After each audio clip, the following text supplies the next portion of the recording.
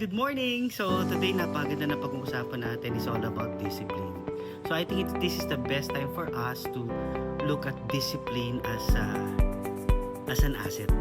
Look at discipline as a positive at maganda para sa atin. Minsan kasi di ba disiplina minsan na tayo di ba na opposite na natutuwa. Diba? But to be honest with you, discipline gives us freedom. Discipline builds our character. Discipline gives us a better life. Minsan, di ba? Minsan, but kailangan mo yan kapatid. Disiplina. So, especially bilang tao, disiplina mo paano maging mabuti sa kapwa mo. Yung relationship natin sa kapwa. Yun ang disiplina na dapat natin gawin. Kahit minsan, always treat others with respect. Again, batiyan na tayo.